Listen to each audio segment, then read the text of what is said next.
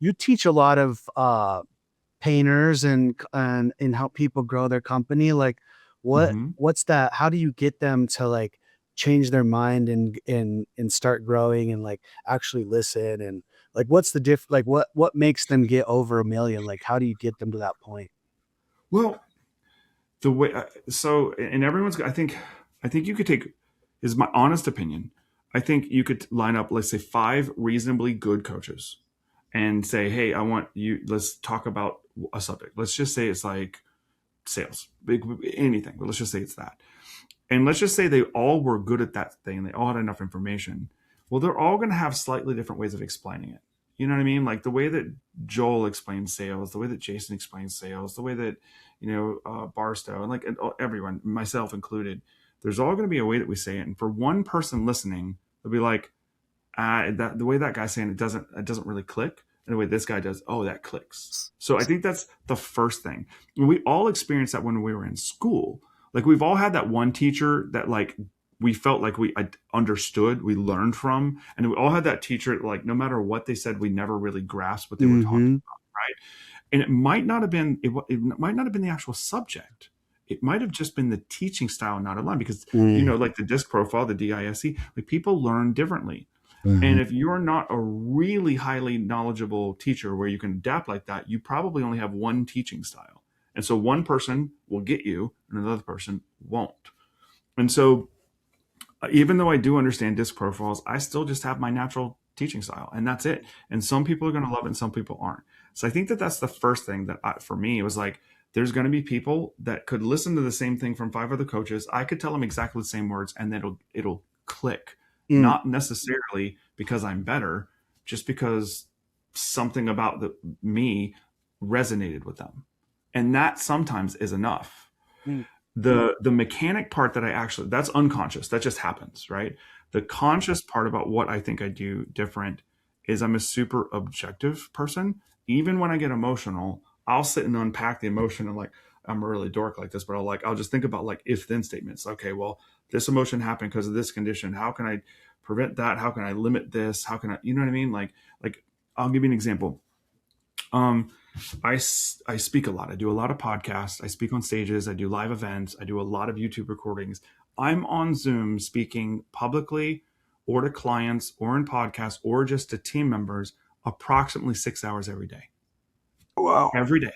That's a lot of speaking. And nearly all of it is teaching. Now, this is just back and forth with you and I, but most of it's teaching.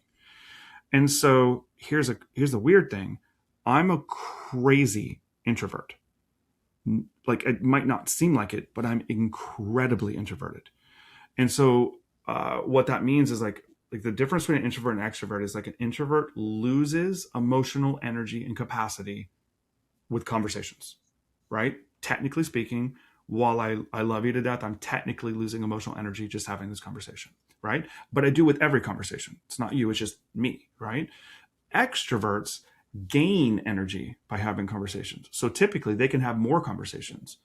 So I learned this about myself a long time ago and I wanted to get better at speaking. I would get super nervous and super anxious, even with just like one-on-one conversations. Put me in a group and I would just fall apart. And but I didn't want to maintain that. I wanted to fix that. So what I did is I said, hey, I'm going to figure out how to control those emotions. I'm going to pay attention to how long of a conversation I have before I need a reset, right? And so, one of the things I do when I do a live event or a podcast or anything else is I will just take 5 minutes and go off and not talk to somebody. Like, if anyone's ever seen me speak on a stage and you try to talk to me 5 minutes before, I'm going to ignore you completely.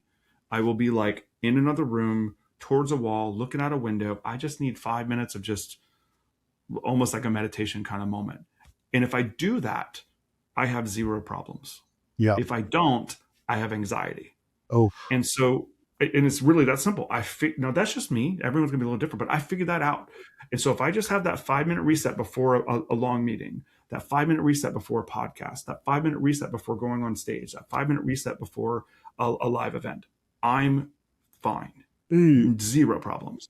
It's when I don't do that that there's problems. So if I go like back to back to back to back to back to back to back to back with no 5 minute breaks in between, halfway through the day, the anxiety goes up, the frustration goes up, and I stop becoming my best version of myself. Wow. And so because I've figured that out about myself, I think that the only real conscious advantage that I have in the way that I teach people is I am super logical like that with other people and say, hey, look, if we can figure out and sit down and say, the way that you work, the way that your company works, if we can sit and figure out, oh, because you don't like this, let's do this instead. Because I mean, there's some common playbooks. I mean, there's, some basic marketing playbooks, some answer your phone and how to set appointments and CRMs to use and some basic scripts and processes to do in sales, right? Yeah. But there's going to be nuance with what that business owner is mentally ready to do. And so I try to meet people where they are. I give them anecdotes about how I've overcome some of these kinds of things and how to figure out how to tailor it for their personality. You talked about this earlier, like you try to like play the other side of the profiles of the disc profile that you are, right? And we can do that to a degree, but it's easier to also stay in your lane. And so what I try to do is work people on like their lane of where they Yeah. are, meet them where they are, and just help them. That's the only real advantage I think that I have. And it's only because, and it literally is because of that speaking thing, me figuring out I was an introvert and figuring out how to solve it. Well, I Like don't almost no one suggest that sees me speaking. I'm not suggesting at all to put somebody that doesn't fit their disc into a position. I'm just saying like No, you were just talking about yourself. You try to push it a little bit. I'm just saying like some people are like a 99 or like a 90% fit, and then there's that Yeah, 10% yeah, that help. yeah, yeah, yeah, yeah, But yeah, that's what I meant because like I yeah, put yeah. people in wrong positions, and it is Oh so yeah. difficult. I mean, Oh, it's so hard. unless It's you so got hard. them like really bought in and they really want to learn, that's up to them really. But it's just so much easier to get somebody that's fits that exact position, has that experience, and then put them Yeah, on the spot. yeah. Well, I mean, and I think in a longer timeline, because like I've spent 20 years trying to undo my introvertedness, right? And I don't really feel very introverted now, even though I know technically I am. Um, but that was really small gains. You know what I mean? It wasn't like a learn this script and I'm fine. That was years of constant, introspective focus for me to get over that, right? I knew this Um, guy. He would get called to come up and preach at the church, and mhm. I swear he looked like he was having a panic attack, and then he would go up there and he would do the best job. And then afterwards, Mhm. I swear he'd run off and throw up afterwards. But like he Oh, just nailed it. that's I heard this one guy talking about online in like a podcast thing, and he was talking about introvert and extroverts, and he had a really really great example, and it sounds like this guy.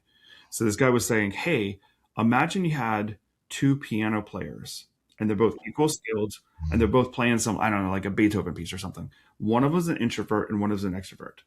Do either one of them play the piano differently? No, no, they don't."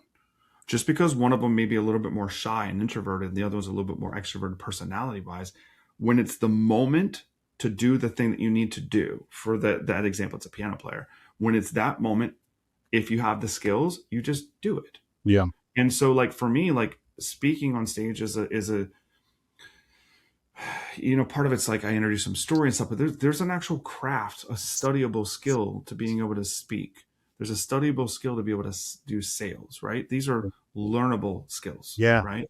And so I just said, some people may be naturally good at speaking and naturally good at sales. I'm like, okay, outside of when I'm actually speaking, I'm very, very introverted. But when I'm there, it's just 100%. Let's go. Just like you're talking about. Like I get nervous before and after, but when I'm speaking, I'm fine. Now I don't throw up, but I've heard of people. I've heard of people doing that, man. Yeah. I've heard of it. That's crazy, man. Yeah. That's wild.